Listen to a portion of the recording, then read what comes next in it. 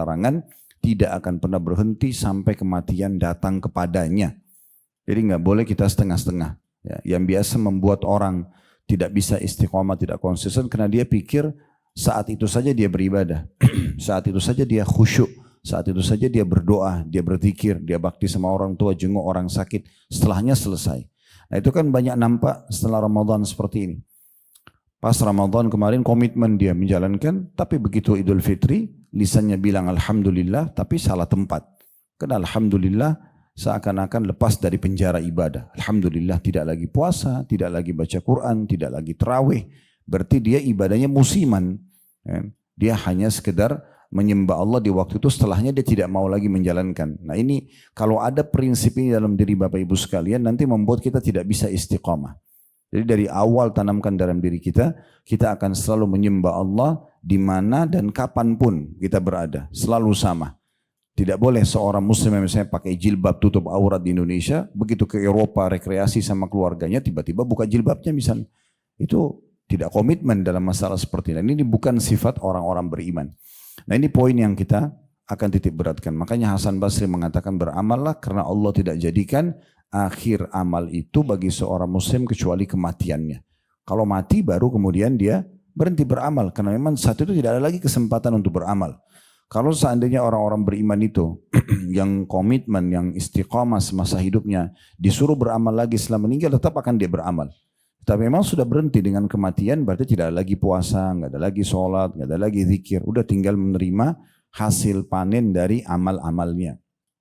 Nah itu kurang lebih gambaran tentang masalah istiqamah. Dan Ibnu Taimiyah rahimahullah menyebutkan dalam Majmu' Fatwa beliau bahwasanya istiqamah itu bagian daripada karamah wali. Atau karamahnya, ya, kelebihan yang Allah berikan kepada wali-walinya. Yang paling baik, ya, orang itu bisa dinilai kalau dia adalah wali Allah, kalau dia istiqamah dalam berpegang teguh pada agama Allah subhanahu wa ta'ala. Sibuk dari ibadah ke ibadah yang lain. Gelisah hatinya setelah azan sholat duhur kayak tadi, dia gelisah kalau dia telat nanti sholat asar. Selalu dia komitmen sebelum asar sudah siap untuk sholat. Begitu juga menunggu lagi maghrib, menunggu lagi isya. Tidur pun tidak mau ketinggalan subuhnya besok. Dia selalu merasa gelisah kalau dia belum mengerjakan perintah agama tersebut sampai dia meninggal dunia. Maka itu namanya karamah wali. Ya. Jadi bukan karamah wali itu orang terbang di atas udara, jalan di atas air, kebal dengan senjata, bukan itu.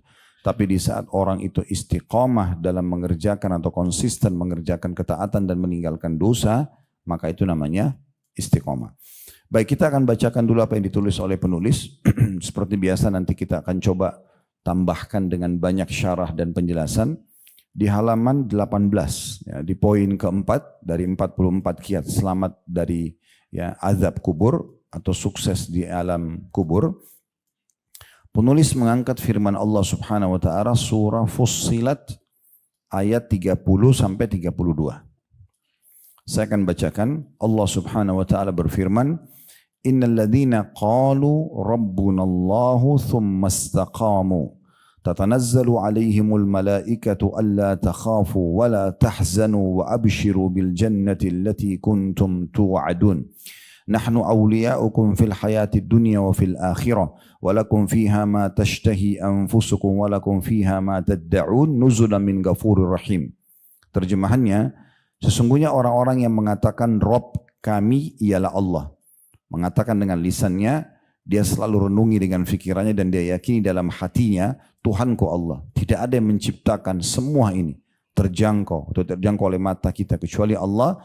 Lalu dia kemudian berpegang teguh pada keyakinannya itu. Sehingga dia selalu mengikuti apa yang Allah inginkan, menjauhi apa yang Allah larang.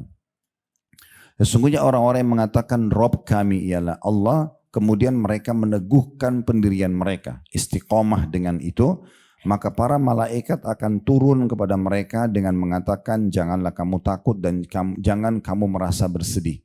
Ini maksudnya turunnya di saat Bapak Ibu akan menghadapi kematian.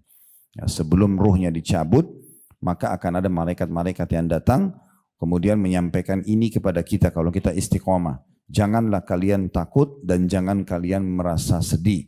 Dan berbahagialah kalian dengan memperoleh surga yang telah dijanjikan Allah kepadamu.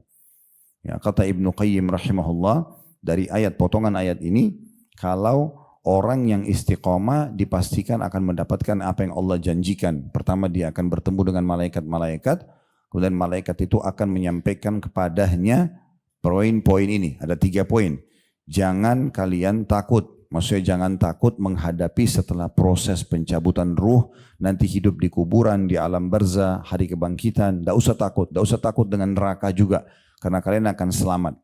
Kemudian yang kedua, jangan kalian bersedih. Maknanya jangan sedih meninggalkan kerabat-kerabat dan kekasih kalian di dunia.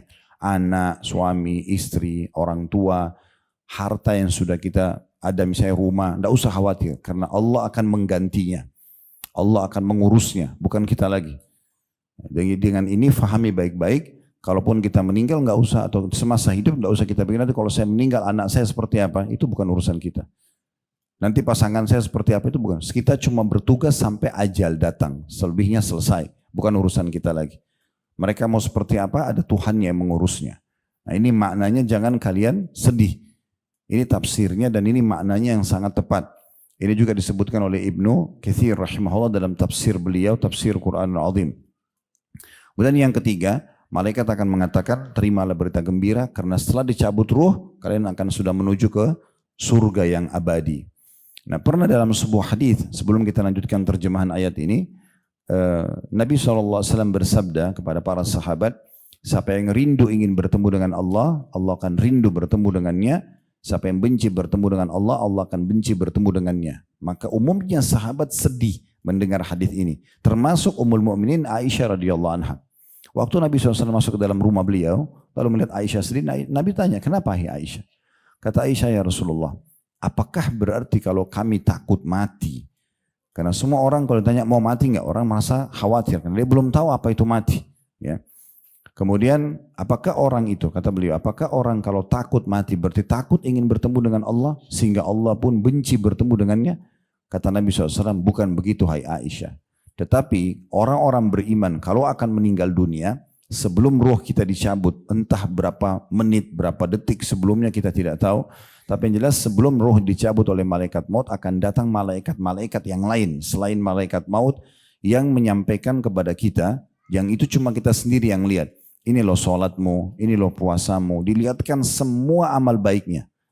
Dan dengan ini kau akan dapat surga, diperlihatkan surganya. Ini nanti tempat kamu di sana. Karena itu dia ingin sekali cepat mati. Orang mukmin itu nanti akan rindu ingin mati cepat karena ingin bertemu dengan Allah. Allah pun rindu bertemu dengannya.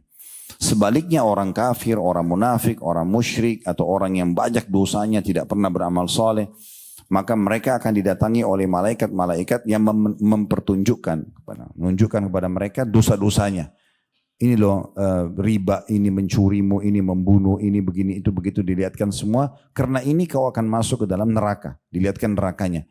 Karena itu mereka benci ingin bertemu dengan Allah, Allah pun benci bertemu dengannya. Nah, jadi seperti itu gambaran orang kalau mau beriman. Ini Allah tekankan dalam surah Fussilat ini. Jadi malaikat-malaikat akan datang menyampaikan kepada kita amal-amal yang pernah kita kerjakan. Ibu dan bapak nanti akan lihat nih di majelis ilmu seperti ini. Oh dulu waktu itu ya, hari ini saya di majelis ilmu itu. Oh dulu ya saya di masjid sana. Oh dulu ya saya umroh. Yang ikhlas-ikhlas semua karena Allah. Tidak ada indikasi dunianya maka akan diperlihatkan. Kemudian akan diberikan gambaran karena ini kau akan dapat balasan ini. Jadi orang beriman kalau sudah faham tentang makna tafsir surah Fussilat ayat 30 ini, dia tidak akan pernah khawatir dengan mati. Makanya Bilal radhiyallahu anhu waktu ditanya, bagaimana pendapat anda tentang kematian? Dia mengatakan, marhaban bil maut, selamat datang kematian. Karena mati itu, Bapak Ibu sekalian, adalah pintu, satu-satunya pintu bagi orang beriman untuk menuju ke surga abadi. Kalau sebelum mati kita nggak akan lihat surga kita. Berarti mati nggak perlu dikhawatirkan. Yang penting kita bagaimana minta kepada Allah agar matinya husnul khatimah. Ya. Kita minta agar ditutup dengan amal-amal yang baik. Ingat, Allah akan menilai kebaikan seseorang dari akhir amalnya. Akhir amal. Jangan ibu dan bapak istiqomah 10 tahun, 20 tahun, pas hari kematian lagi minum khamr, lagi berzina, lagi ini dan itu. Ya. Jadi memang harus sampai meninggal dunia. Seperti itulah. Jadi kalau mau tahu orang ini husnul khatimah atau su'ul khatimah, lihat amal-amal beberapa hari sebelum dia meninggal. Karena Allah subhanahu wa ta'ala akan menutup hidup seseorang dengan kebiasaan dia. Mungkin Bapak Ibu bisa rahasiakan nih. Ya. Depan orang kelihatan soleh dan soleha. Tapi di belakang fasik, jauh dari agama. Kemudian orang semua memuji, oh ini soleha banget nih, ini soleh gitu ya. Kalau dia mau meninggal baru ketahuan tuh. Beberapa hari sebelum dia meninggal, Allah akan biasakan dia mengulang-ulangi amal yang biasa dia kerjakan. Sehingga Allah tutup, misalnya dia ada orang meninggal lagi sholat malam. Oh berarti orang ini semasa hidupnya sholat malam terus nih. Orang ini lagi sedekah, habis sedekah meninggal dunia. Orang ini habis pengajian, isi pengajian atau dia hadir di pengajian terus meninggal. Misal orang itu umroh, haji atau apa saja. Maka berarti itu amal yang sering dia kerjakan ditutup. Sebaliknya kalau orang itu terbiasa dengan satu perbuatan dosa, sehebat apapun dia rahasiakan, terbongkar di saat itu. Dia meninggal di hotel lagi berzina, dia meninggal lagi mencuri, dia meninggal lagi narkotika, walaupun kelihatannya selama hidupnya dia rahasiakan. Nanti akan terbuka. Nah seperti itu. Ini yang dimaksud, saya ulangi lagi, sesungguhnya orang-orang yang mengatakan Rob kami ialah Allah dengan lisannya dan fikirkan dengan fikirannya lalu dia yakini dengan hatinya, kemudian mereka meneguhkan pendirian mereka atau istiqamah. Sudah apa yang Allah perintahkan wajib atau sunnah dia sibuk dengan itu sampai mati, dan apa yang Allah larang haram ataupun makruh ditinggalkan. Maka di saat menjelang mati akan turun kepada mereka malaikat-malaikat seraya mengatakan jangan kalian takut. Ingat tadi makna takut adalah takut menghadapi akhirat. Dan jangan kalian bersedih, maksudnya bersedih meninggalkan orang-orang yang kalian cintai di dunia. Pasangan hidup, anak, orang tua, Allah akan urus mereka. Dan juga berbahagialah kalian dengan memperoleh surga yang telah dijanjikan Allah kepadamu. Ya, Allah janjikan surga. Jadi setelah mati ini sudah akan kepada kehidupan abadi. Terlebih lagi kalau ada kerabat kita, pasangan hidup kita, anak kita, ternyata teman-teman kita adalah orang-orang juga yang muslim, yang mukmin meninggal dalam keadaan itu, maka pasti akan ketemu di surga. Tidak ada keraguan dalam masalah itu. Bahkan ada berita gembira dari Nabi SAW, beliau mengatakan tidak ada seseorang yang meninggal bayi, baru lahir atau dalam perut, selama sudah lewat 4 bulan ya, sudah ditiupkan ruh. Kemudian yang meninggal sangat tua, udah 100 tahun, 120 tahun misalnya umurnya, kecuali Allah akan bangkitkan dengan umur 33 tahun. Tidak ada lagi masa tua, tidak ada lagi masa anak-anak nanti di akhirat. Tidak ada lagi cacatnya fisik, tidak ada lagi kekurangan, semuanya kesempurnaan. Dan itu harus, kalau mau didapatkan harus melalui kematian. Kalau begitu tidak perlu khawatir dengan mati, yang penting kita sudah punya persiapan untuk itu. Kemudian dikatakan, Allah berfirman di ayat 31-nya, kami adalah pelindung-pelindungmu dalam kehidupan dunia dan akhirat. Kalau kalian istiqomah, maka selama di dunia, kata Allah, kami akan penuhi kebutuhanmu. Gak usah khawatir, makan, minum, kalau sakit untuk sembuh, kami akan menjadi pelindungmu di dunia. Dan juga kami akan menjadi pelindungmu di akhirat. Syaratnya tadi awal potongan ayat, yang mengatakan Tuhanku Allah lalu istiqomah. Itu syaratnya. Kalau ini kita lakukan, tidak usah khawatir. Semua dunianya akan dipenuhi, akhiratnya akan dipenuhi. Kemudian dikatakan, kami pelindung-pelindungmu dalam kehidupan dunia dan akhirat. Di dalamnya kamu memperoleh apa yang kamu inginkan. Dan memperoleh pula di dalamnya apa yang kamu minta. Di dunia dan di akhirat. Semua akan diberikan oleh Allah SWT. Jadi kalau mau resep paling mudah agar dipenuhi semua kebutuhannya ini. Istiqomah saja. Komitmen dengan keimanannya semua akan terpenuhi. Lalu dikatakan sebagai hidangan atau balasan bagimu dari Tuhanmu yang maha pengampun lagi maha penyayang. Ya, jadi di dunia itu akan diberikan rezeki, di akhirat akan diberikan rezeki. Jadi kalau Bapak Ibu terutama ibu-ibu membaca surah Al-Imran menjelaskan bagaimana Maryam alaihissalam itu pelajaran luar biasa. Maryam itu terkenal wanita yang sangat suci dan pemalu. Ya, tidak pernah ngobrol sama laki-laki, tidak pernah buka auratnya. Artinya dia kalau keluar, hanya keluar kebutuhannya kembali lagi ke rumahnya. Saking begitunya, sampai di Masjid Aqsa itu ada satu tempat yang selalu dijadikan sebagai mihrabnya saja. Tiap hari ada buah-buahan yang tidak ada di Palestina. Tiap hari. Sampai Nabi Zakaria masuk ke dalam kamarnya, karena ini adalah obnya dia. Maka heran, dari mana kau dapat ini Maryam? Dia bilang dari Allah, dari sisi Allah. Ya. Ada juga seorang sahabat Nabi juga begitu, ditangkap oleh orang-orang Quraisy dan akan dihukum mati. Pada saat beliau sedang dipenjarakan di satu tempat, maka ada buah-buahan yang ada di penjaranya yang tidak ada di kota Mekah. Dia dengan leluasa memakan anggur dan buah-buah lain tidak ada sama sekali di Mekah. Dari mana di penjara? Orang Quraisy tidak mau memberikan makan kepada dia. Tapi dia mendapatkan itu. Ya. Jadi artinya Allah Subhanahu Wa Taala akan memberikan rezeki kepada orang-orang yang istiqomah. Jadi nggak usah khawatir. Ya. Jangan pernah setan bisikin kalau istiqomah, kalau lurus nanti mau dapat apa, nanti mau nikah sama siapa. Itu was-was syaitan semuanya. Ya. Justru sebaliknya ayat ini membantah. Baik, selanjutnya di paragraf setelah ayat ini dan ini penutupan dari apa yang ditulis oleh penulis ya. Pokok istiqamah kata beliau sebagaimana dikemukakan Ibnu Rajab rahimahullah. Ibnu Rajab nama seorang ulama. Istiqamah adalah kelurusan hati di atas tauhid. Komitmen tidak pernah berbuat kesyirikan. Yakin Tuhan Allah, berpegang pada itu. Udah nggak pernah bergantung lagi pada Tuhan-Tuhan yang lain. Mungkin Bapak Ibu bilang, saya komitmen kok Ustaz, saya tidak minta pada Tuhan-Tuhan yang lain. Tapi banyak sekali orang-orang kita yang tidak sadar terjerumus dalam syirik.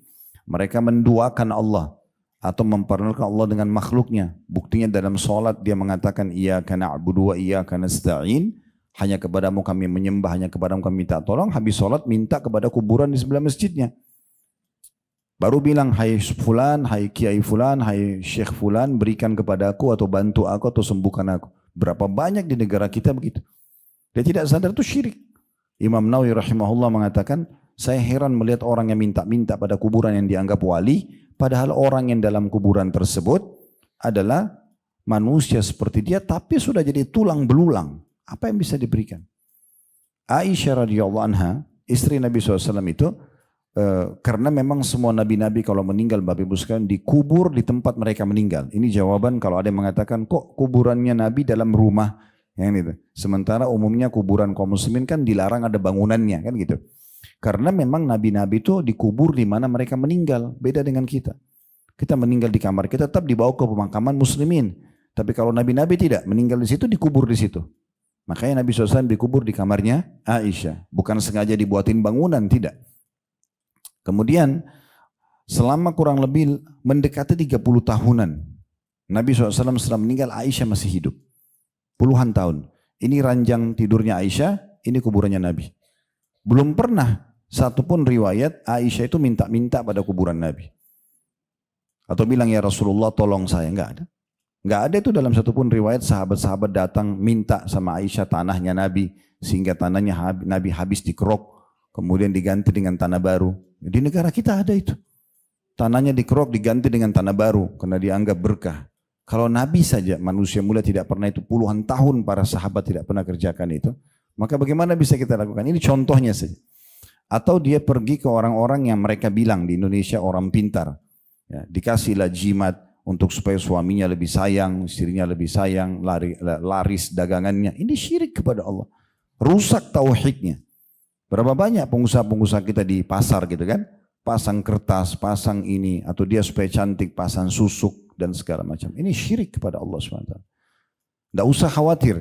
Bagaimanapun muka kita, itu yang ciptakan Allah, bukan kita yang pilih kan.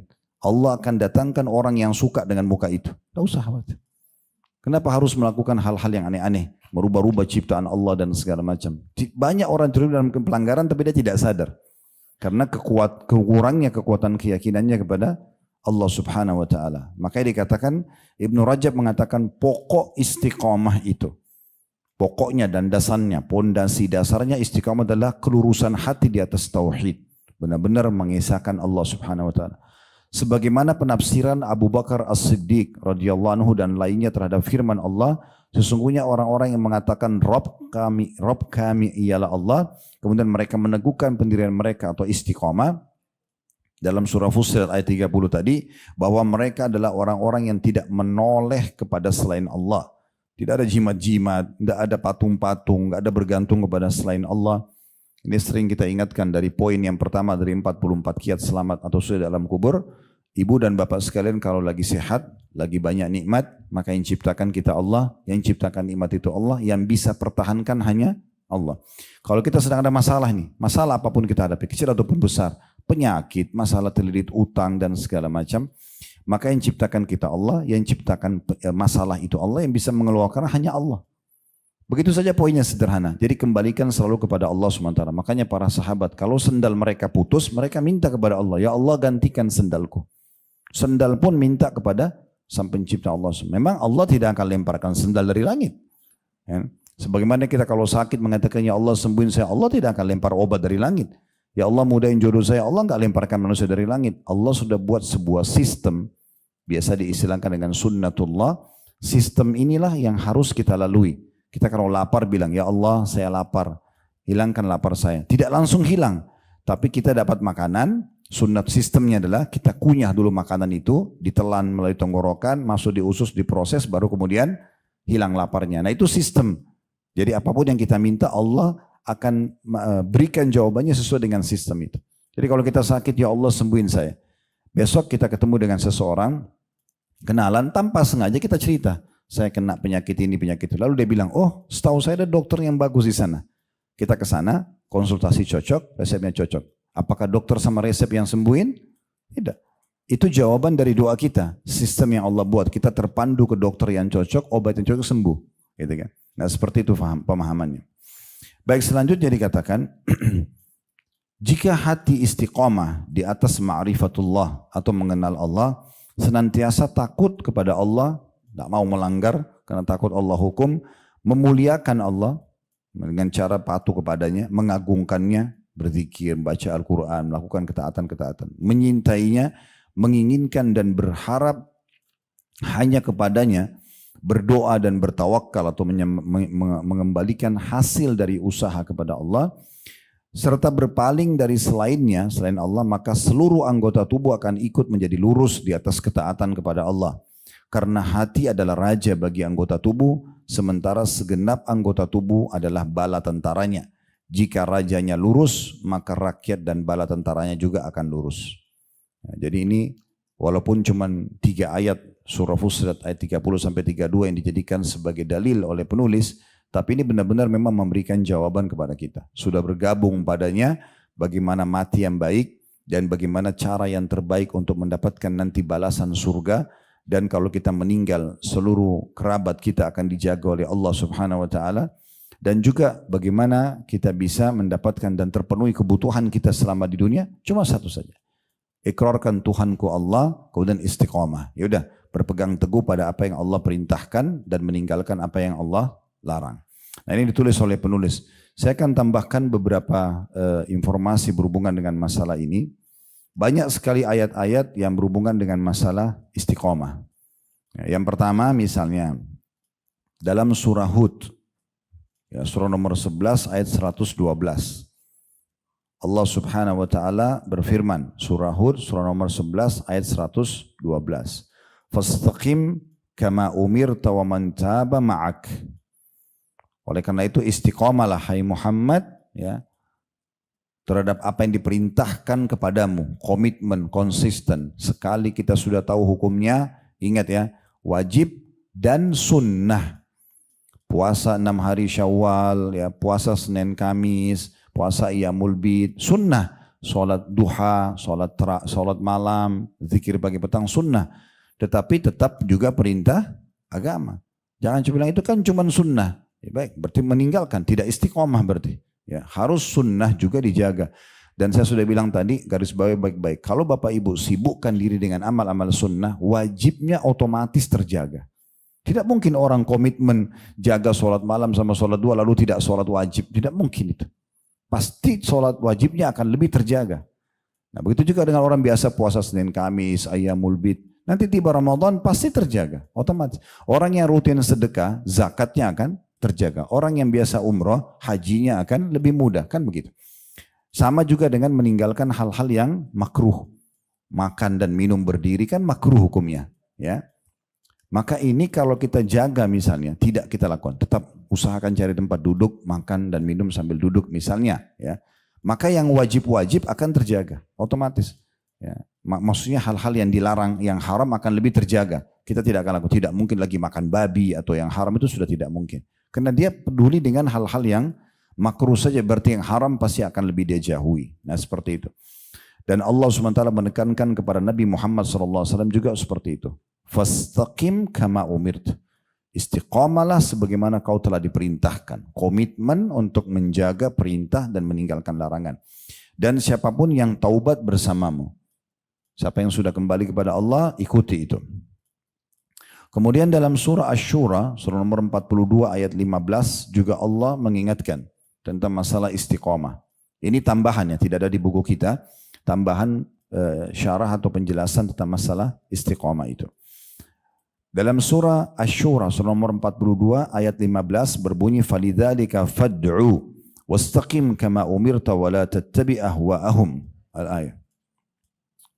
Artinya oleh karena itu berdakwalah kau hai Muhammad, sampaikanlah. Begitu juga berlaku pada semua umatnya yang sudah faham. Bapak Ibu yang sudah faham jangan hanya melakukan sendiri tapi dakwakan, sampaikan kepada orang lain. Dan ini salah satu kiat dan hadiah kalau saya melihat dari Allah Subhanahu wa taala kepada kita untuk memperbanyak amal soleh. Kayak misalnya hadir taklim begini. Sekarang ikut taklim dapat pahala asal dia ikhlas insyaallah kepada Allah, dan semoga kita semua ikhlas ya. Tetapi ada cara untuk mendapatkan pahala ekstra dengan cara ajak orang lain. Sebarkan informasinya. Kalau misalnya dari informasi atau ajakan kita ada 10 orang yang datang juga, berarti kita dapat juga pahala mereka.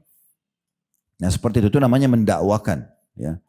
Di sini Allah mengatakan oleh karena itu ya, berdakwalah, berdoa ya, sampaikanlah ya. Dan istiqomalah sebagaimana kau telah diperintahkan. Dan jangan pernah mengikuti hawa nafsu mereka. Maksudnya hawa nafsu orang-orang yang pelanggar. Gak boleh kita kendor imannya Bapak Ibu sekalian hanya karena teman kita datang, ayo kita ke sana yuk. Dosa kita sudah tahu. Ya udah nggak apa-apa, kita ikut sekarang. Jangan, ya. Perlu digarisbawahi poin penting ya. Kalau Bapak Ibu sudah sampai pada level iman tertentu, misalnya kita pernah dengarin ceramah tentang kuburan, tentang neraka, tersentuhlah. Lalu kita mulai hijrah, mulai kita lebih baik, lebih dekat kepada Allah. Sampai pada anggaplah ini contoh saja, jangan terpengaruh dengan angkanya. Saya cuma supaya mudah difahami. Misalnya ada anak tangga nih, kita sudah sampai pada tingkat ke-7 dari anak tangga keimanan, ya. Contoh misalnya, karena kita tersentuh tadi secara ya, keimanan dari ceramah itu. Mulailah kita sholat malam, mulailah kita sholat duha, mulailah ini rajin dan segala macam. Kita sudah mulai jaga diri kita dari yang haram. Tapi satu waktu misalnya Bapak Ibu buka diri. Syaitan bisikin, syaitan manusia atau syaitan jin. Ya. Tidak selamanya syaitan itu dari jin ya, banyak syaitan manusia. Semua yang berusaha mengajak kita maksiat dari manusia itu syaitan manusia. Allah bilang di akhir surah An-Nas, minal jinnati wan nas, dari jin dan manusia. Jadi manusia itu ada syaitannya ya, yang selalu mengajak orang buat dosa itu berarti dari syaitan juga. Maka semua bisikan mereka harus kita tolak, tidak boleh kita ikutin. Nah, itu komitmen dalam masalah itu penting sekali. Jangan ikuti hawa nafsu mereka, bisikan-bisikan mereka kata Allah. Kemudian selanjutnya Fussilat ya. Tadi surat yang sempat kita baca ya. Tapi ini ayat 6. Surah nomor 41 ayat 6. Tadi kita baca Fussilat 30 sampai 32. Nah, kalau kita mundur di ayat 6, ya, itu berbunyi fastaqimu ilaihi wastaghfiruh. Istiqamalah kalian kepada Tuhan kalian itu dan memohon ampunlah atas kesalahan di masa lalu. Dan sekarang ke depan. Dan sering saya ulangi Bapak Ibu sekalian, kalau hadir pengajian seperti ini, kita sedang bicara saat ini ke depan. Kita nggak bicara yang lalu-lalu. Nggak usah berkecil hati, oh saya kan dulu begini, itu dulu. Nggak usah bahas. Sudah dengar sekarang misalnya masalah bahasan kejujuran. Dulu pernah bohong, udah lupain. Istighfar kepada Allah, sekarang ke depan saya jujur. Nah gitu. Tujuannya begitu. Pengajian begitu ya. Jadi begitu dengar, bubar, jangan hanya sekedar bubar. Oh iya, tadi bagus ya. Oh tadi rame ya. Nggak penting itu. Bahasan yang tidak penting ya. Itu seperti orang bahas makanan, bahasanya bungkusannya. Apa yang mau dibahas di bungkusan? Tadi bungkusannya makanan itu bagus ya. Nggak penting, isinya enak nggak? Kan gitu. Itu aja misalnya. Jadi bubar menjadi orang yang lebih baik gitu loh. Itu yang penting karena umur sangat terbatas. Mungkin ini pengajian terakhir, kita tidak tahu. Mungkin itu ibadah terakhir gitu kan. Saya selalu jadikan prinsip hidup saya, kalau ada orang miskin minta kasih aja. Mungkin itu sedekah terakhir, kita tidak tahu. Ada kesempatan bangun malam, jangan tidur, bangun aja, wudu, sholat malam. Mungkin itu ibadah terakhir. Kita tidak pernah tahu. Ya. Maka Allah SWT mengatakan istiqomalah ya, kepadanya atau di jalannya dan mohon ampunlah. Pernah ada satu bapak-bapak umurnya 60 tahun di masa Hasan Basri, dia bertemu Jadi jangan patokannya angka 60-nya, nanti yang belum 60 tahun bilang, oh itu kan 60 tahun Ustaz. Karena ada saja setan bisikin ya supaya tidak menerima ilmu itu. Ini contoh karena pas kebetulan orang itu umurnya 60 tahun. Dia bilang, waktu datang dalam majelisnya Hasan Basri tanya, umurmu berapa? Dia bilang 60 tahun. Kata Hasan Basri, kalau begitu sudah 60 tahun kau menuju ke Tuhanmu. Dan berarti sudah sangat lama, sebentar lagi kau akan tiba.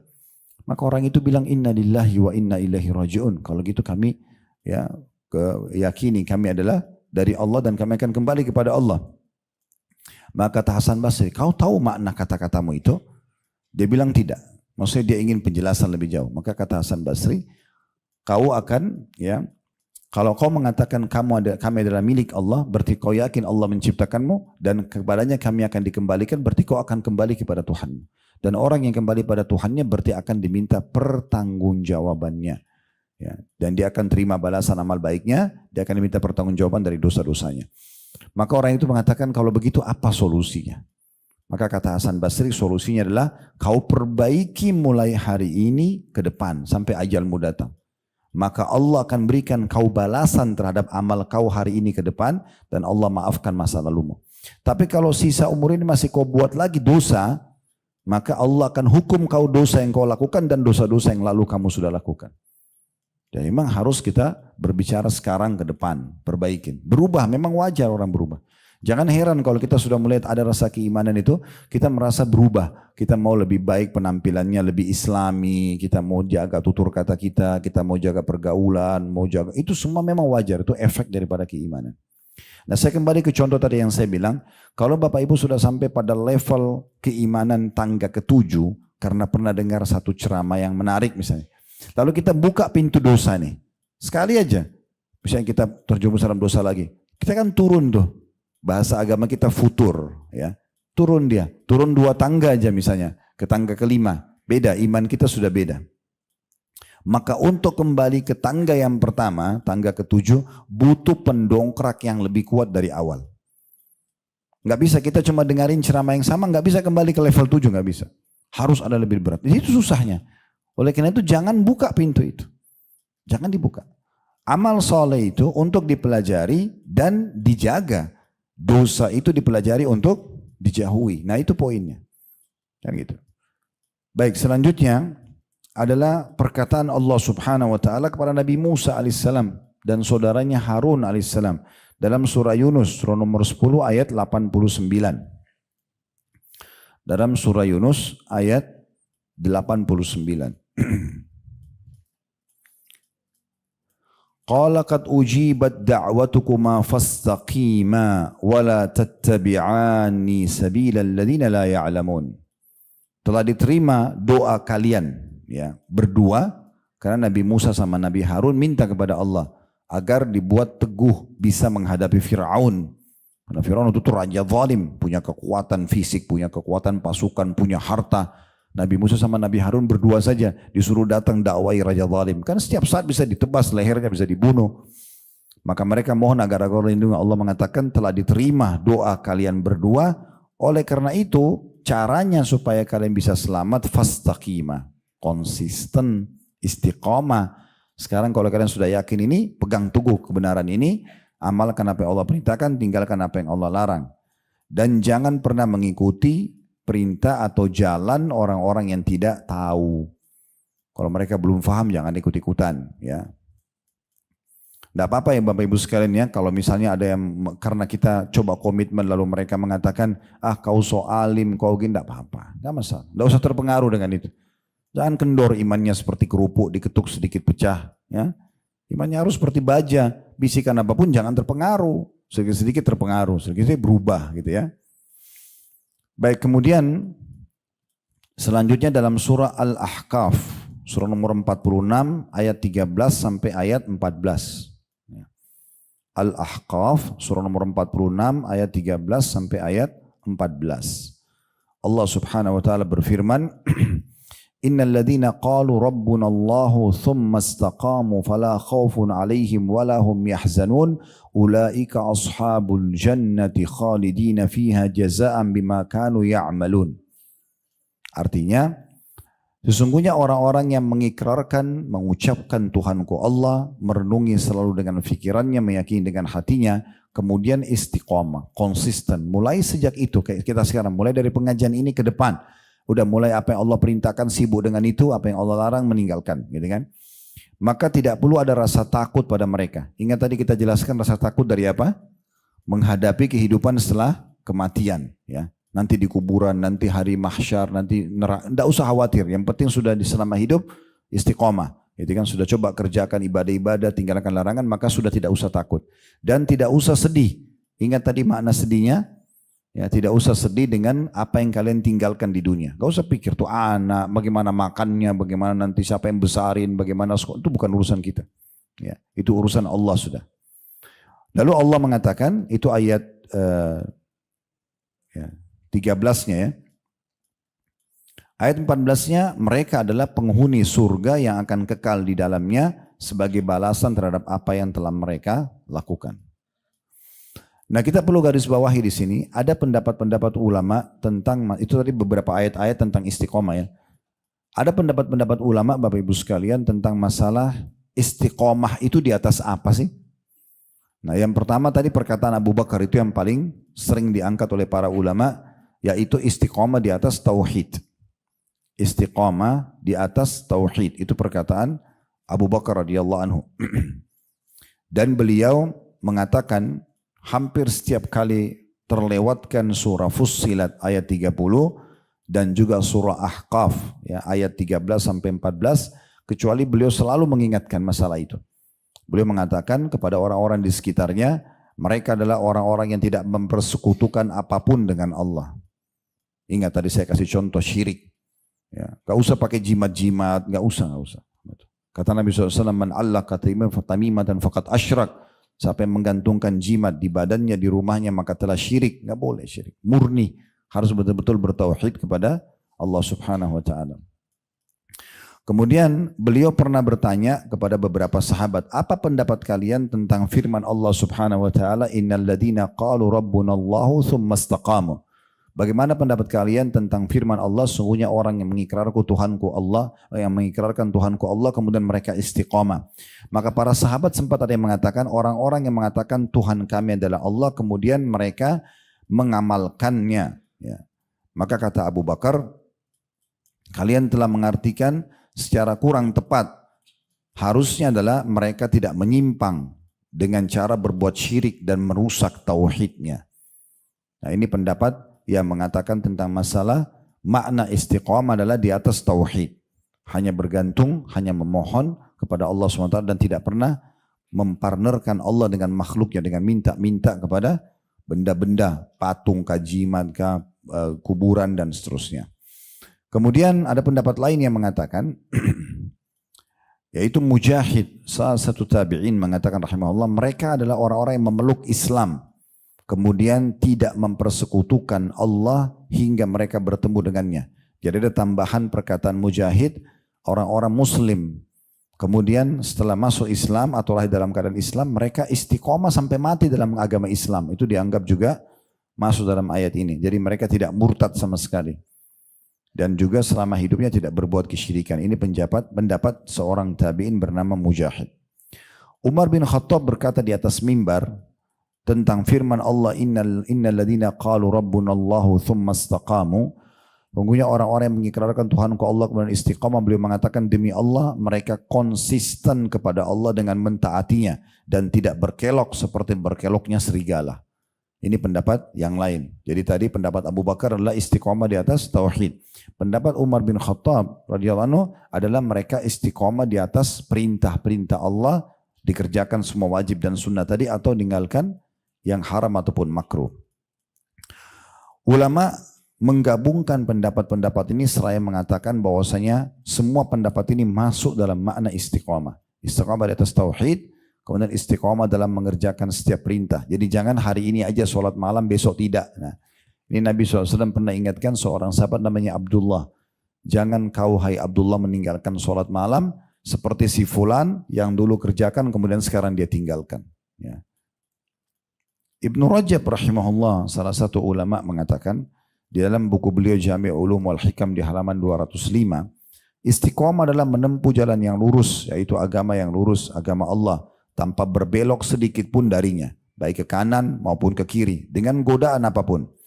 Dan ia merasa cukup ya, dengan agama tersebut, serta selalu sibuk dalam melaksanakan semua ketaatan, baik yang lahir maupun batin, serta meninggalkan semua larangan tanpa memilahnya. Pokoknya selama itu haram, tolak. Siapapun yang ngajak, enggak boleh, ini haram dalam agama. Mau mereka godain kita, mau mereka siksa kita, enggak peduli. Pokoknya selama haram, enggak mau. Perintah oke, kita kerjakan. Nah seperti itu. Dan ini sudah pernah saya sebutkan juga Bapak Ibu sekalian. Kalau kita sederhanakan permasalahannya, ingatlah Allah itu selalu ya membuat atau menciptakan untuk kita yang halal itu jauh lebih banyak dari yang haram. Haram itu sedikit sekali. Lalu untuk apa kita masuk dan menerabas yang haram ini? Ya gitu. Saya pernah kasih contoh kalau ingat, tubuh kita butuh protein hewani misalnya. Kan di daging itu, daging sapi, daging kambing, kan itu ada protein, bagus buat otot kita. Kan gitu. Dan itu butuh. Kalau seandainya Allah ciptakan kita dan tubuh kita butuh ini, lalu semua daging hewan haram, wajar orang melanggar. Kan gitu. Karena tubuh kita kan butuh. Kita pengen lihat, apalagi kalau dimasak dengan masakan yang enak misalnya. Tapi Allah dengan kemahamurahnya mengharamkan babi misalnya. Tapi babi ini diganti dengan apa? Sapi, kambing, ayam, kelinci, semua hewan air.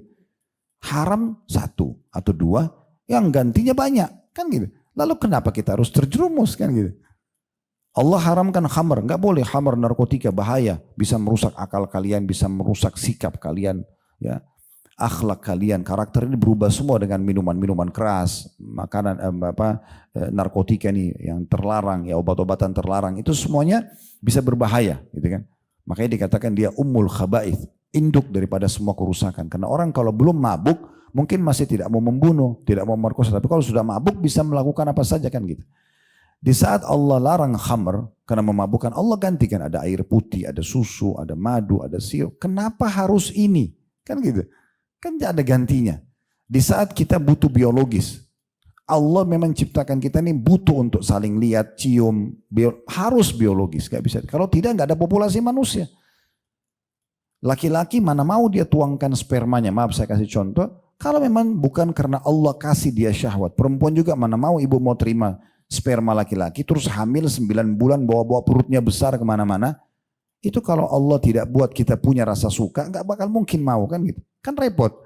Anak bayi lahir menangis harus diurus sampai dari kecil, belum kadang-kadang dia aktif dan segala macam. Tapi dengan itu ada populasi manusia. Allah kasih kita ada cara yang salah, zina, cara yang benar, nikah. Bedanya zina sama nikah ini cuma kalimat akad saja. Saya terima nikah, saya nikahkan kamu, saya terima nikahnya. Boleh biologis sampai sepuasnya, berpahala malah. Kan gitu. Di situ saatnya orang boleh berpacaran. Nah ini kalau yang tidak ada melalui akad Allah, jangan akad yang Allah perintahkan. Tidak boleh, kan selesai. Kan dikasih solusinya ya.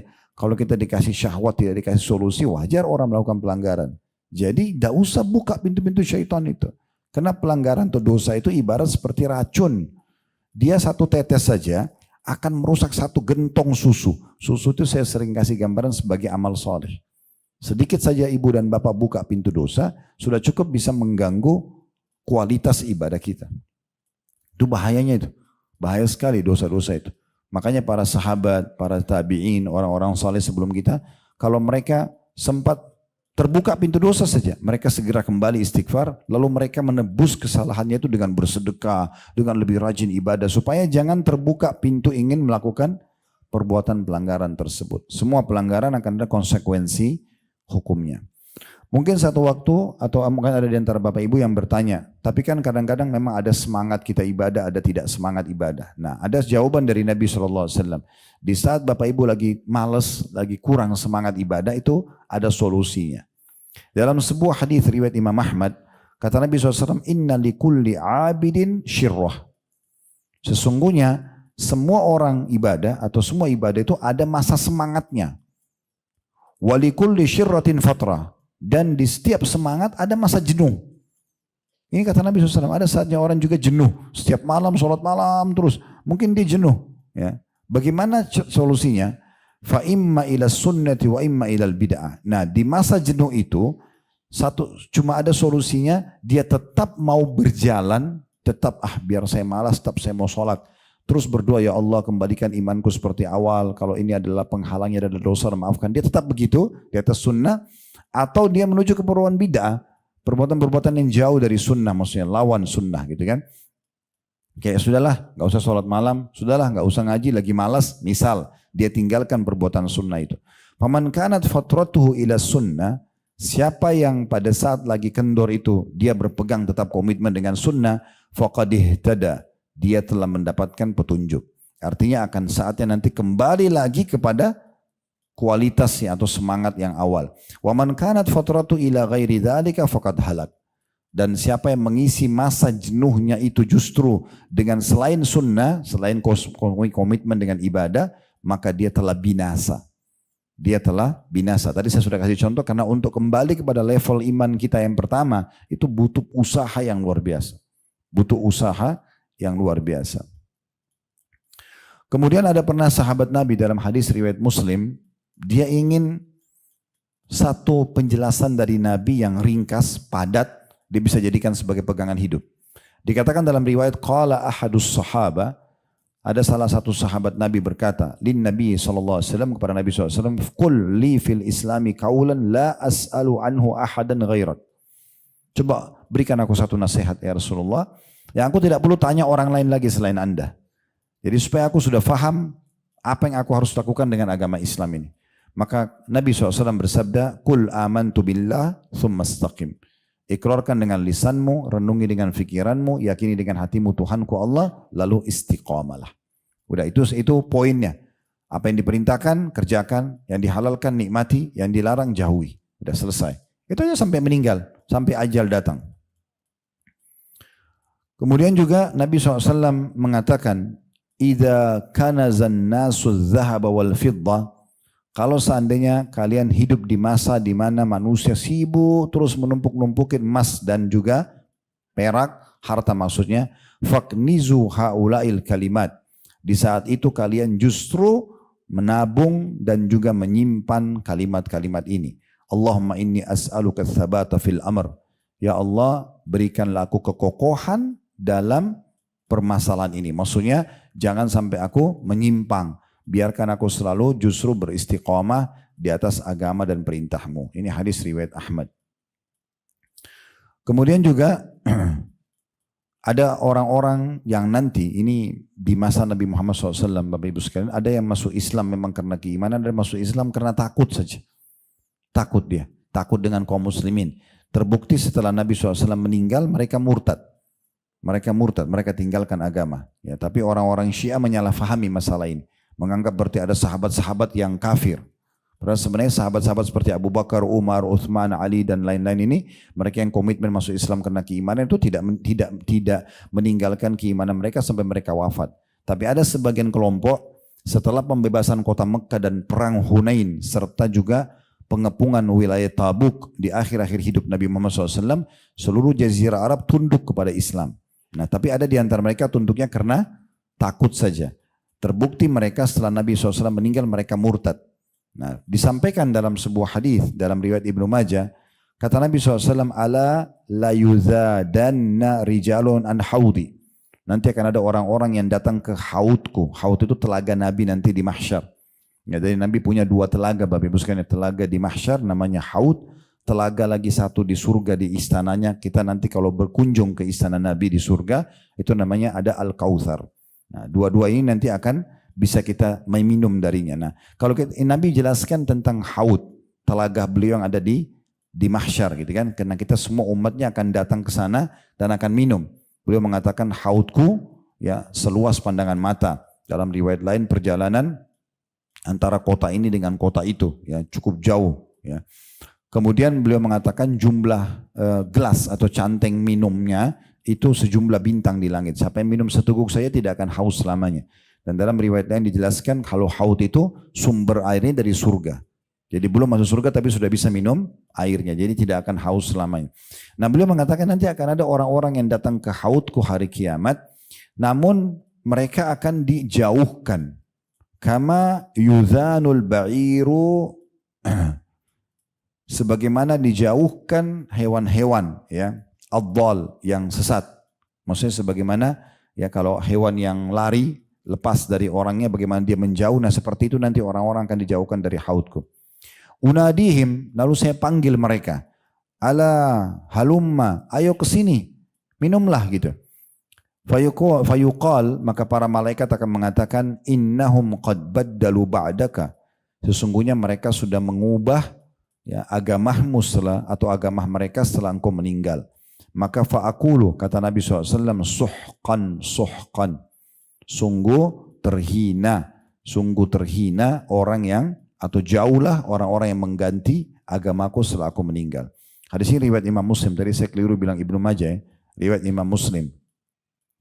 Riwayat Ibnu Majah dalam riwayat berbunyi atau riwayat Ibnu Majah bunyinya begini, innahum qad baddalu ba'dak, para malaikat mengatakan mereka telah mengubah agama setelah engkau meninggal hai Muhammad, walam yazalu yarji'una ala anaqihim, dan mereka terus saja berpegang pada penyimpangan itu sampai mereka meninggal. Fa'aqulu ala suhqan, maka aku pun berkata kalau begitu jauhlah gitu. Nah ini kenapa orang-orang yang tidak konsisten dan istiqamah dengan keimanan mereka ya. Mereka akhirnya dijauhkan dari telaga Nabi SAW. Baik, kita akan coba masuk sekarang sebagai penutup tentang kiat-kiat ya untuk istiqamah. Bagaimana caranya supaya istiqamah? Ya. Yang pertama doa. Itu dulu. Dalam sebuah hadis yang sahih disebutkan oleh Ummu Salamah radhiyallahu anha, istri Nabi SAW, beliau mengatakan, waktu Nabi di depan beliau mengucapkan doa ini, ya muqallibal qulub, tsabbit qalbi ala dinik. Dan Nabi selalu ulangi doa itu. Bukan sekali dua kali. Terus, ya muqallibal qulub, tsabbit qalbi ala dinik. Wahai yang membolak-balikkan hati manusia, kokohkan hatiku di atas iman kepadamu. Maka kata Ummu Salamah, ya Rasulullah, sering kali anda ulangi doa ini. Maksudnya apa yang anda khawatirkan? Anda ini seorang Nabi. Begitu ya. Jadi, masa sih masih takut untuk hatinya bisa berubah? Itu Nabi ya. Maka apa kata Nabi SAW? Yang namanya hati manusia berada di jari jemari sang pencipta Allah. Allah membolak-balikkan sesuai dengan dia inginkan. Kalau Allah menginginkan, Allah buat dia bisa istiqamah. Kalau Allah sesatkan, kalau Allah ingin, Allah akan sesatkan. Oleh karena itu kita selalu minta kepada Allah SWT. Di sini bukan Allah berbuat kezaliman ya, tapi Allah sudah tahu mana hamba-hambanya memang hatinya cenderung mau kepada dia sehingga Allah bantu dia, dan mana hati-hati yang memang keras tidak mau lagi ya kembali kepada Allah Subhanahu wa taala. Jadi selalu berdoa.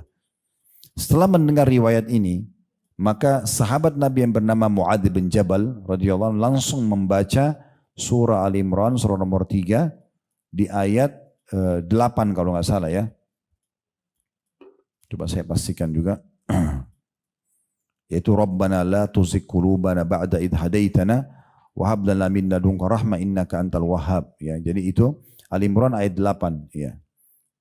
Wahai Tuhan kami, ya, janganlah engkau condongkan hati kami kepada kesesatan setelah engkau berikan petunjuk kepada kami. Jangan setelah faham begini terus sesat lagi, nyimpang lagi. Ya, kita minta itu. Rabbana la tuzigh qulubana, ya Allah jangan engkau condongkan hati kami kepada kesesatan. Ba'da idh hadaitana, setelah engkau berikan kami petunjuk. Wa hab lana min ladunka rahmah, dan ya, karuniakanlah kami rahmat dari sisimu. Maksudnya penuhi kebutuhan kami karena kami istiqomah ini. Innaka antal wahhab, sungguhnya engkau adalah zat yang maha pemberi. Juga Nabi Muhammad SAW berdoa dalam salah satu doa beliau, Allahumma alhimni rushdi. Ya Allah, ilhamkanlah kepadaku kebenaran. Wa'idni min syarri nafsi, dan selamatkan aku dari keburukan diriku. Ya, cukup banyak sebenarnya memang doa-doa yang disampaikan, tapi intinya kita minta untuk istiqamah. Ya, untuk istiqamah. Itu yang pertama, dan memang para sahabat selalu berusaha untuk menerapkan tentang masalah sunnah ini. Ya. Baik, selanjutnya yang kita harus perhatikan, yang kedua adalah bagaimana kita selalu ya, berada dalam majelis ilmu, ya, istiqamah dalam ilmu, selalu menuntut ilmu, karena ilmu itu kalau duduk sekali mendengar, Ya, 2 kali mendengar, 3 kali mendengar, baik itu baru kita dengar, baru kita dengarkan ilmunya atau kita sudah tinggal mengulang-ulanginya, itu pasti akan selalu minimal mempertahankan iman itu. Atau bisa lebih, bisa melebihkan, ya, bisa lebih semangat dari sebelumnya. Maka selalu hadiri. Jadi Bapak Ibu lowongin waktu begini sangat bagus. Ya. Saya pernah sampaikan Imam Nawawi rahimahullah itu belajar satu hari 13 kitab di 13 guru. Di 13 kali pengajian dalam satu hari. Makanya beliau meninggal sebelum umur 40 tahun. Seingat saya umurnya 39 tahun, karya ilmiahnya di mana-mana. Riyadus Shalihin, ya, ada Majmu' Nawawi, dan segala macam banyak buku-buku beliau itu, dan seluruh dunia dai-dai itu tidak asing dengan Imam Nawawi rahimahullah dengan ilmu yang luas. Karena memang sibuk dengan ilmu. Allah berkahi. Harta yang kita tumpukin, yang kita kumpul, yang kita pakai itu hanya semasa kita hidup. Setelah kita meninggal jadi warisan pakai oleh orang lain. Gitu kan? Berapa banyak rumah yang sekarang kita pakai itu rumahnya orang dulu meninggal lalu ahli warisnya jual kan gitu. Tapi kalau ilmu ini beda. Ilmu ini kita milikin, jadi timbangan amal kita hari kiamat pada saat kita meninggal dan masih ada yang mengamalkan, maka akan selalu bermanfaat. Jadi kalau sudah ada ilmu, majelis ilmu begini, sudah dengar, sampaikan. Tulis kesimpulannya, misalnya kirim ke grup, ya. Ini kesimpulan pengajian, kita berbagi dengan orang, mungkin bisa jadi lebih bermanfaat. Dan ini penting sekali. Oleh karena itu sibuk cari mana majelis ilmu. Sekarang di masa kita sekarang ini gampang belajar, ya, gampang. Karena di HP kita ini sudah perpustakaan berjalan. Tinggal online saja. Nah sekarang tinggal komitmen, kalau buka Instagram, buka Facebook, buka YouTube, ceramah. Ya. Ceramah selesai. Gosip-gosip ini sudah nggak ada lagi. Ya. Karena hanya membuka pintu dosa. Gitu kan. Nggak usah. Tapi kan nanti ketinggalan zaman Ustaz, ketinggalan informasi. Nggak apa-apa. Nggak masalah. Ya. Ketinggalan informasi nggak ada masalah. Nggak ada ruginya kok. Yang rugi itu kalau ketinggalan detik-detik yang lalu tidak ada ayat Al-Quran, tidak ada zikir, tidak diisi amal soleh. Itu yang rugi. Ya, itu yang kita rugi. Nah, ini penting sekali. Kemudian selanjutnya, yang ketiga adalah menjauhi dan melawan semua bisikan syaitan. Menjauhi semua itu. Dan ini dengan cara membaca a'udzubillahi minasyaitonirrajim. Ya. Allah menyebutkan itu dalam banyak ayat Al-Quran. Seperti disebutkan dalam surah Al-A'raf, ya, ayat 200, surah nomor 7 ayat 200 ya. Wa imma yanzagannaka minasyaitonir nazghun fasta'id billah innahu sami'un alim. Kalau kalian sedang dibisikin oleh syaitan, bagaimana caranya kita tahu bisikan syaitan? Semua bisikan yang mengajak Bapak Ibu ke dosa, syaitan pasti. Semua bisikan untuk malas ibadah, buat dosa, syaitan. Caranya, a'udzubillahi minasyaitonirrajim. Karena Allah mengatakan kalau ada bisikan, ada ajakan dari syaitan, maka berlindunglah dari syaitan itu. Sesungguhnya Allah Maha mengetahui. Baca a'udzubillahi minasyaitonirrajim sekali, 2 kali, 3 kali, maka insya Allah akan hilang bisikan tersebut. Begitu juga dalam ayat 201-nya. Kan 200 tadi, Al-A'raf, ayat 201 juga. Innal ladzina taqaw idza massahum ta'ifun minasyaiton tadzakkaru fa idahum mubsirun. Orang-orang yang bertakwa kepada Allah, kalau mulai ada syaitan yang bisikin mereka, maka mereka langsung segera mengingat, ya, dan akhirnya mereka mendapatkan petunjuk. Ya, bisikan mulai ada, a'udzubillahi minasyaitonirrajim. Ya, baik kita baru awal digoda atau sudah mulai tergoda, berhentikan. Ya. Jadi itu memang wajib itu, ya, karena memang dia syaitan ini, ya, musuh kita. Nah, ada satu pendapat Ibnu Rajab yang menarik Bapak Ibu sekalian. Beliau mengatakan begini. Wahai muslimin, istiqamalah dan konsistenlah dalam mengerjakan amal. Lalu beliau ulangi 2 kali. Istiqamalah, konsisten, komitmen dalam mengerjakan amal soleh. Karena beliau bilang, ini pendapat beliau Ibnu Rajab. Beliau mengatakan karena kalau syaitan melihat engkau istiqamah dalam satu ibadah, maka dia akan meninggalkanmu. Misalnya Bapak Ibu rutin sholat 5 waktu. Selalu dijaga. Udah syaitan nggak bisa goda kita. Nggak mungkin syaitan mau suruh kita berhenti sholat. Kan gitu. Dia udah putus asa ditinggalkan. Dia cari celah mana yang lemah. Ibu sudah komitmen tutup aurat. Itu sudah, syaitan udah tahu. Nggak bisa lagi. Ibu pokoknya selalu mau pakai jilbab. Nggak mau tahu. Nggak bisa lagi dia goda kan. Nggak digoda lagi untuk buka aurat. Sudah nggak ada lagi. Dia udah nggak bisa. Nah itu kata beliau. Jadi syaitan kalau melihatmu konsisten mengerjakan satu ibadah, dia akan meninggalkanmu. Namun kalau dia melihatmu, ini kata Ibnu Rajab, mengerjakan satu ibadah lalu engkau meninggalkannya, ibadah musiman, kayak kemarin Ramadan rajin ibadah, sekarang sudah tidak mau lagi misalnya. Maka pastikan dia akan lebih tamak untuk menggodamu. Karena ada kemungkinan dia tinggalkan amal soleh itu. Tapi kalau orang sudah komitmen, udah nggak bisa digoda sama syaitan. Nah ini juga saya pernah kasih contoh supaya dijadikan sebagai pegangan hidup. Kalau kita sudah mulai kerjakan ibadah, ibaratnya kita sama syaitan di garis start lomba lari. Kalau Bapak Ibu masih di situ terus, nggak mulai ibadah, maka dia bisa bisikin kita, kau nggak bisa, kau pasti akan kalah. Kita jadi nggak bisa buat apa. Tapi kalau kita sudah mulai berlari, maka syaitannya kelabakan, dia nggak bisa goda kita.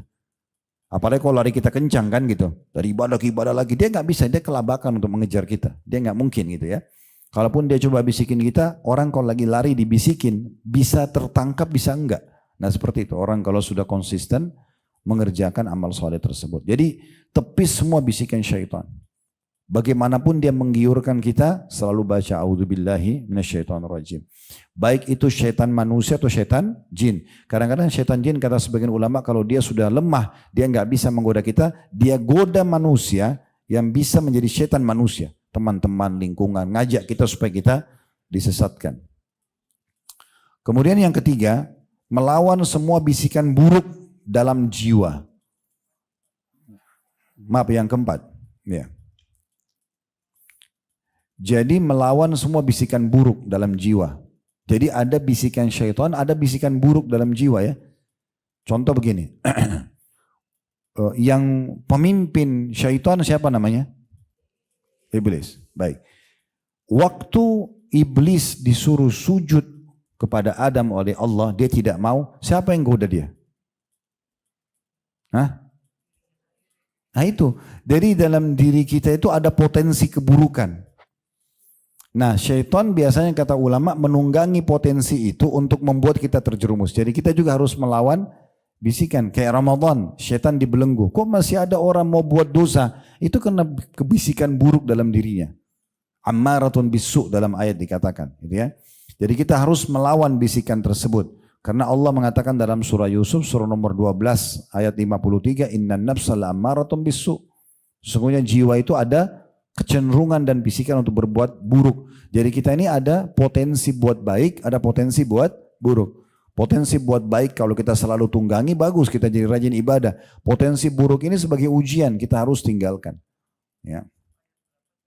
Ya, Yusuf ayat 53. Surah nomor 12 ayat 53. Dalam sebuah hadis Nabi SAW riwayat Tirmidzi, "Ma dhi'bani ja'i'ani ursila fi ghanamin bi afsadi laha min hirsil mar'i 'alal mali wasyarafi lidini." Ketahuilah kata Nabi SAW, dua ekor serigala lapar itu yang dilepas ke sekelompok domba, ya, karena mereka tidak lapar aja masih nyerang domba, apalagi kalau lapar. Itu kata Nabi SAW, dua ekor serigala yang lapar yang dilepas di kelompok domba itu tidak akan lebih berbahaya dibandingkan seseorang yang terus mengikuti bisikan buruk dalam dirinya terhadap harta, kedudukan. Jadi misalnya pernah nggak temukan mungkin ya, kalau punya pengalaman, sudah ikut pengajian, sudah ikut segala macam, tapi masih menipu. Nah itu bisikan buruk dari syaitan, mungkin dari jiwanya. Dia masih mencuri, dia masih menipu, ya. Atau di pengajian sudah tahu ghibah nggak boleh haram, tapi masih gosipin orang. Nah masih ada aja gitu-gitu. Nah itu yang dimaksudkan karena dia ikutin bisikan dirinya. Caranya sama, tetap baca a'udzubillahi minasyaitonirrajim, tetap berlindung kepada Allah SWT dari syaitan karena syaitan biasanya menunggangi itu. Bukan berarti tidak boleh kumpulin harta, bukan berarti tidak boleh mencari nama baik, enggak, atau jabatan boleh, tapi jangan masuk ke zona yang dasarnya haram, ya. Mau punya banyak harta tapi dari haram, mau punya kedudukan tapi melalui yang haram, ini enggak boleh. Karena semua akan ada pertanggungjawabannya pada hari kiamat nanti. Kemudian selanjutnya yang kelima ya, menjauhi semua jenis perdebatan. Semua perdebatan. Jadi suka berdebat, suka ribut ya. Ini adalah hal yang bisa mengganggu istiqomah seseorang. Kita kalau sampaikan sesuatu pada orang yang melakukan pelanggaran, diterima alhamdulillah. Tidak diterima tinggalkan saja. Tidak usah ribut. Habisin waktu dan umur kita debat sama orang yang tidak mau terima untuk apa? Kan gak ada gunanya. Ya. Amr ma'ruf nahi mungkar, menyeru pada kebaikan dan melarang kemungkaran itu yang wajib yang pertama saja. Misalnya ibu-ibu dan bapak-bapak sini, saya tahu ada bapak-bapak juga yang hadir. Ya. Pasangan kita misalnya, pasangan seseorang nggak mau sholat atau nggak melakukan ibadah, kita nasihati, ayo sholat yuk, ini wajib, atau tutup aurat, atau apalah, cari pendapatan. Sudah sampaikan sekali, dia tidak mau dengar. Kita sudah lepas hari kiamat, walaupun cuma sekali.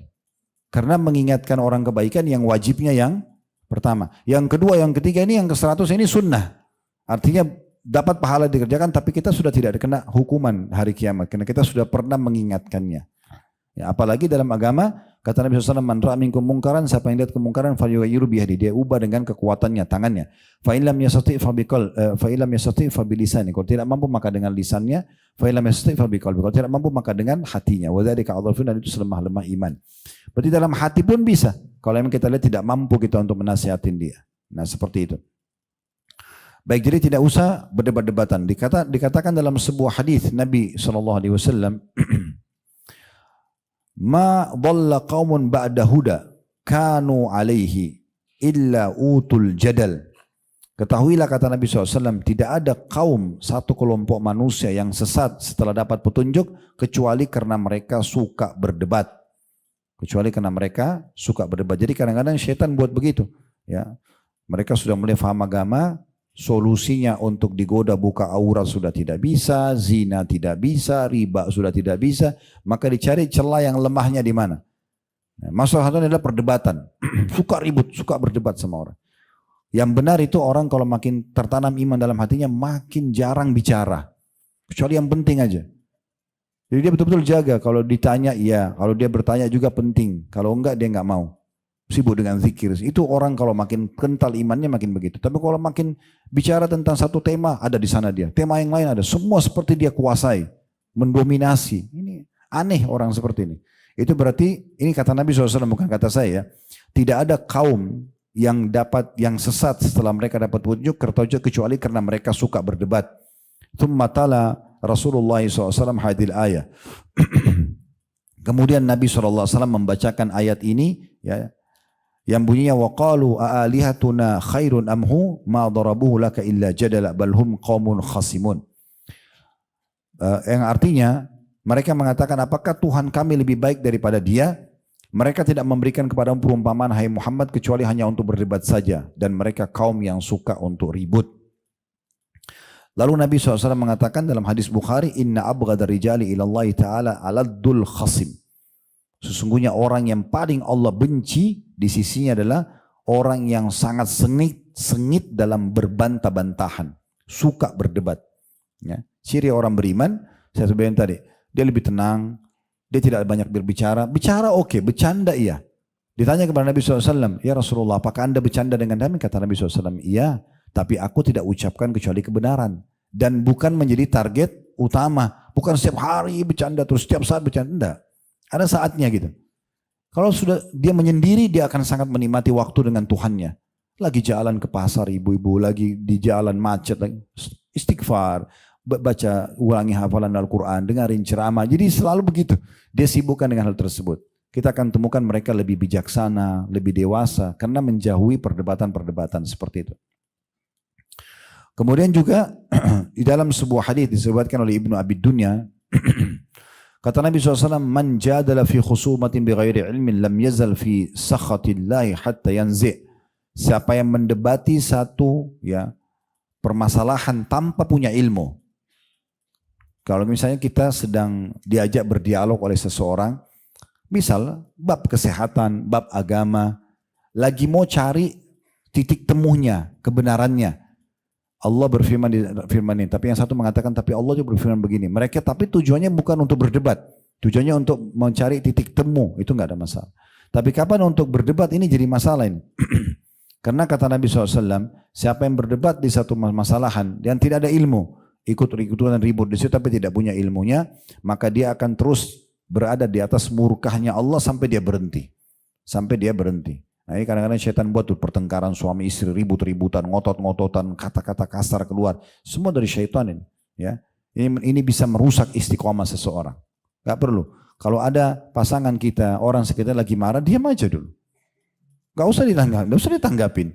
Kapan sudah reda, kenapa kamu gak tanggapin saya? Untuk apa bicara kalau lagi ribut? Ya kan gitu. Oke, sekarang kita tenang. Permasalahannya ini. Yang benar memaafkan, yang salah minta maaf. Clear, kan selesai. Seperti itu. Intinya sebenarnya kalau orang yang lebih bertambah keimanannya maka akan lebih mengontrol tutur kata yang keluar gitu ya. Ini salah satu contoh saja. Imam Ahmad rahimahullah pernah sakit. Beliau bilang begini, aduh sakit. Kan orang semua kalau sakit biasa bilang aduh ya. Di sebelahnya kebetulan ada ulama besar namanya, julukannya Taus. Taus itu burung merak. Namanya Zakwan. Karena orang ini tampan, pintar, kaya. Jadi dikasih julukan di masa itu Taus. Gitu kan. Maka Taus mengatakan kepada Imam Ahmad, perkataan aduh pun akan dicatat oleh malaikat. Kata Imam Ahmad, semenjak itu saya tidak mau bilang aduh lagi. Ini contoh kepekaan imannya ya. Karena kita bilang aduh atau tidak tetap sakit kan? Ya sudah. Bentuk ketundukan seseorang hamba kepada Tuhannya Allah, dia nggak mau keluhkan.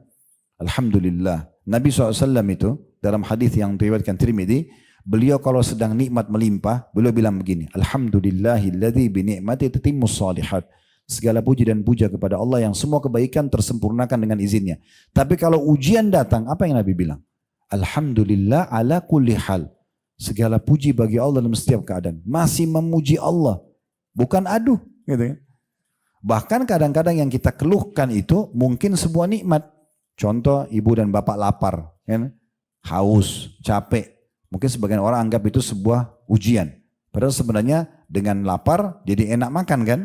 Dengan haus jadi enak minum. Ya, kita kalau kenyang udah makan 2 piring terus dikasih lagi makan iga, dikasih makan ayam goreng, kita sudah nggak mau. Semewah apapun makanan sudah nggak mau karena kenyang kan. Jadi lapar itu kalau lapar nasi sama tempe sambal jadi enak aja.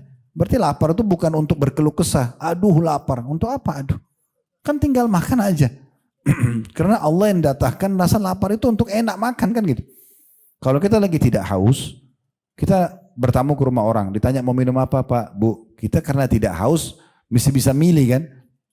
Coba kalau kita haus, lagi puasa, lagi mau buka puasa, pengen air dingin, haus itu membuat nilai terhadap minuman tersebut kan gitu. Kita kalau dari pagi tidur terus sampai malam, contoh kalau ada orang begitu, malam hari disuruh tidur lagi, masih mau tidur?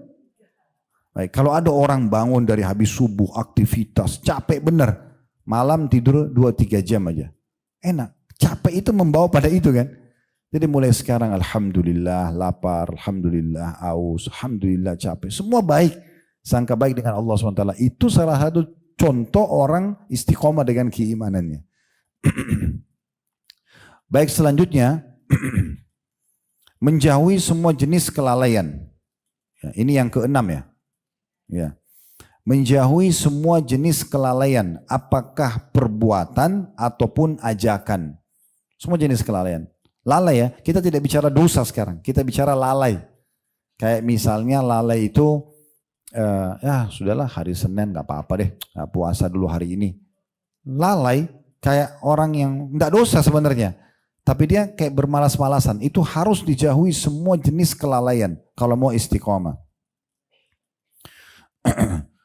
Terutama di saat puncak-puncak nikmat sedang ada. Contoh misalnya dalam hadis Bukhari kata Nabi SAW, ni'matani magmunun kathirun minan nas. Ada 2 nikmat yang banyak manusia lalaikan. Mereka berlalai-lalai di saat itu. Kata Nabi SAW, as-sihhah. Yang pertama kesehatan. Yang kedua al-faraq, waktu kosong. Ini waktu kosong garis bawahi. Kalau Bapak Ibu tidak pakai waktu kosongnya untuk ibadah, pastikan akan buat dosa. Dosa itu terbuka sekali, 100% pintunya kalau lagi lalai, kalau lagi santai. Lagi ada kesibukan, ibu lagi duduk depan sofa, depan TV, pasti sibuk dengan remote tuh, karena tidak ada kegiatan. Ya, jadi isi kekosongan itu justru dengan kebaikan. Karena kalau tidak akan dipakai pada kebatilan. Itu kata Imam Syafi'i rahimahullah. Jiwa ini dan waktu ini kalau kau tidak gunakan pada kebaikan, maka akan terpakai pada kebatilan otomatis. Dan itu nanti akan mendatangkan penyesalan pada hari kiamat nanti. Jadi selalu pakai pada hal-hal yang baik. Nah ini Di antaranya, jadi menjauhi semua jenis kelalaian-kelalaian.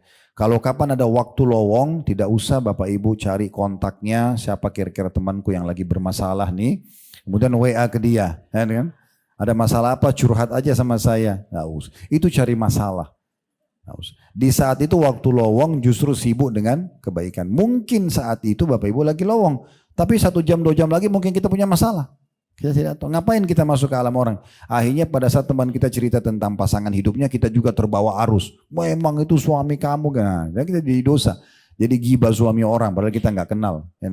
Jadi masalah. Jadi nggak usah. Makin kita tidak dengar masalah orang, makin bagus ya. Nah, perhatikan ini, Nabi Muhammad SAW itu kalau pas buka pintu pagi hari, habis sholat duha, beliau siap-siap untuk jalan sama teman-temannya, sahabatnya untuk keliling-keliling, mau ke pasar, mau ke mana sama sahabat. Pertama buka pintu, sahabat sudah nunggu depan. Perkataan pertama Nabi begini, jangan ada yang ceritakan kepada saya keburukan sahabat saya. Itu yang paling pertama.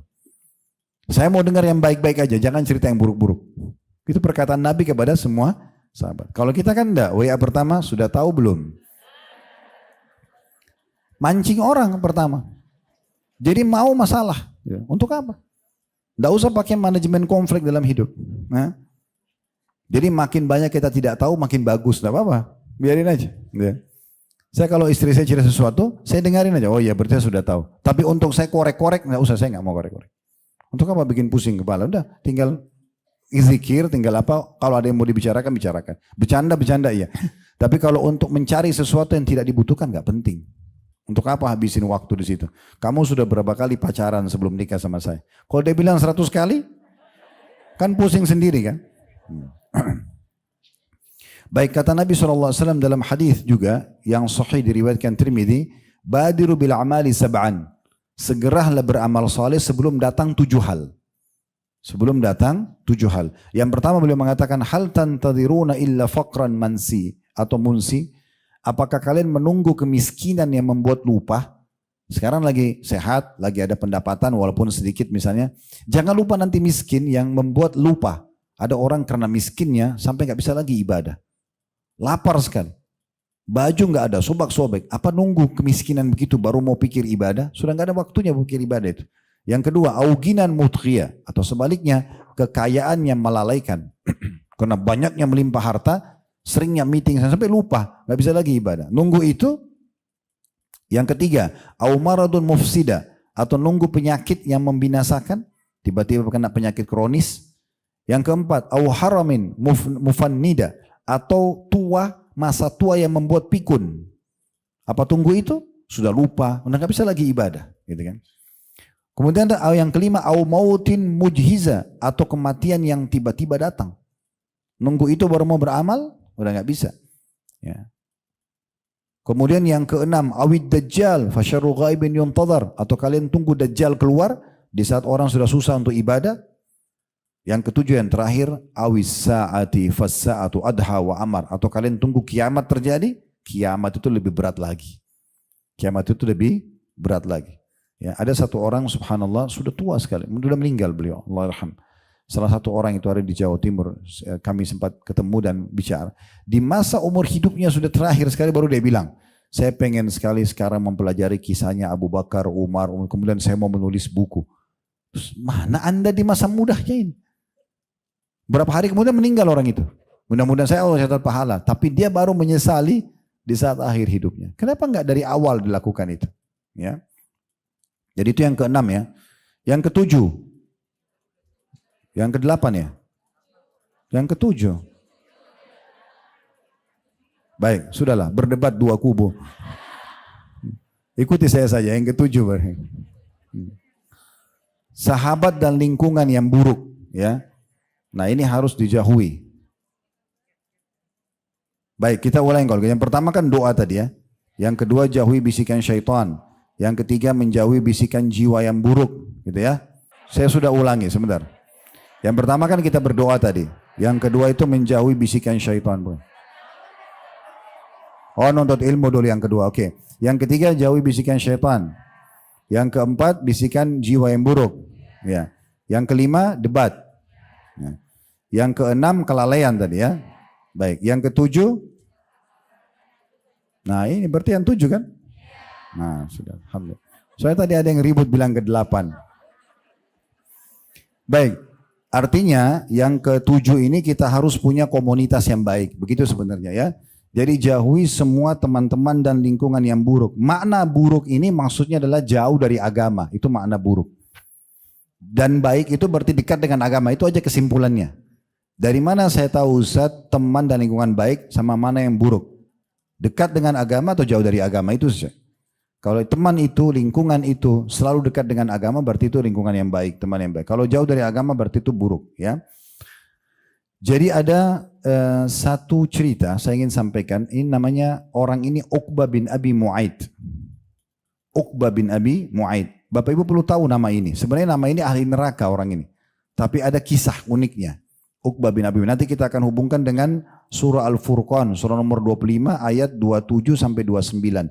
Karena dua ayat ini, Al-Furqan ayat 27-29 ini turun pada orang ini. Namanya Uqbah bin Abi Mu'aid. Siapa orang ini? Orang ini adalah sahabat dekatnya Nabi Muhammad SAW di Mekah. Orang yang dekat sekali sama Nabi. Tapi memang dia belum masuk Islam. Ya. Satu waktu, Nabi Muhammad SAW pernah mengajak dia, dia pernah mengundang Nabi makan di rumahnya.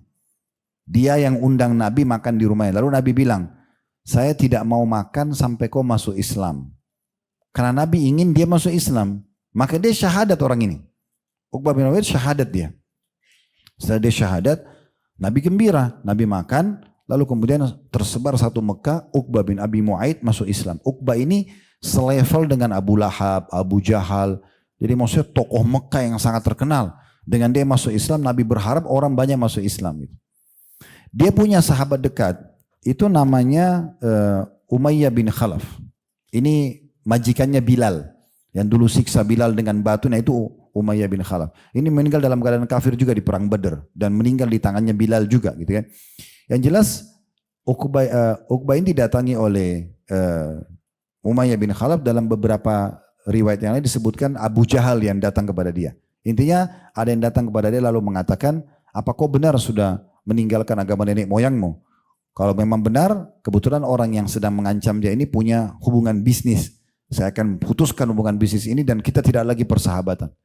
Lalu Uqbah karena baru masuk Islam, masih lemah imannya, dia bilang, enggak, sebenarnya ceritanya Muhammad saya undang makan, lalu dia bilang dia tidak mau makan kecuali saya masuk agamanya, maka saya masuk agamanya. Oh kalau begitu, kau harus tinggalkan. Kalau kau tinggalkan, plus lagi kau harus datang ke Muhammad dan menyatakan depan mata dia kalau kau bukan agamanya, kau menyatakan kau keluar dari agamanya dan ludahi mukanya. Maka Uqbah bin Abi Mu'aid ini ya melakukan itu. Dia datang depan Ka'bah, baru dia mengatakan, hai Muhammad, saya keluar dari agamamu, lalu kemudian dia ludahi muka Nabi. Di saat itu Jibril datang membawa ini, surah Al-Furqan, surah nomor 25, ayat 27 sampai 29. Bunyinya, jadi dia masih hidup, Allah sudah ceritakan nanti bagaimana Uqbah ini menyesal hari kiamat. Dan dipastikan dia tidak akan beriman karena perbuatan sikapnya kepada Nabi itu. Allah mengatakan, wa yauma ya'addu adh-dhalimu 'ala yadayhi wa yaqulu ya laitani ittakhadtu ma'ar rasuli sabila. Maka nanti orang zalim itu, maksudnya Uqbah bin Abi Mu'aid akan menggigit tangannya hari kiamat. Seraya dia akan mengatakan, ya, coba dulu saya tetap berpegang pada jalannya Rasul. Maksudnya tidak meninggalkan agama Nabi Muhammad gitu. Itu ayat 27. Ayat 28-nya, ya laitani ya wailata laitani lam attakhid fulanan khalila. Menyesal sekali, itu makna letter-letternya. Menyesal sekali dulu. Coba saya tidak ikutin si fulan sebagai temanku. Khalil itu kekasih. Maksudnya tadi Umayyah bin Khalaf atau Abu Jahal yang ajak dia supaya murtad. Ayat 29-nya, laqad adallani 'anil dzikri ba'da idja'ani, sesungguhnya dia telah menyesatkan itu setelah datang kepadaku petunjuk, wa kana syaitanu lil insani khazula. Dan ketahuilah bahwasanya syaitan itu pada manusia sangat penipu. Sangat penipu. Ini contohnya ya. Dan kata Nabi SAW dalam hadis yang masyhur riwayat Tirmidzi, al-mar'u ala dini khalili. Seseorang sesuai dengan agama temannya, falyanzur ahadukum ila man yukhalil, maka harus jeli sekali melihat siapa saja yang dijadikan sebagai teman. Ya, siapa saja yang dijadikan sebagai teman. Jadi harus hati-hati sekali. Ya. Ini kurang lebih 7 poin. cara untuk supaya istiqomah. Baik, mungkin begitu saja insya Allah. Mudah-mudahan dengan melaksanakan 7 qiyat tadi, dan terutama dimulai dengan poin yang pertama tadi masalah berdoa, ya, maka insya Allah Allah SWT akan kokohkan kita di atas agamanya.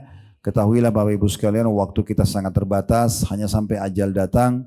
Gunakan kesehatan, kecantikan, ketampanan, kekayaan, peluang dan segala macam untuk justru lebih patuh kepada Allah Subhanahu wa taala, dan jangan digunakan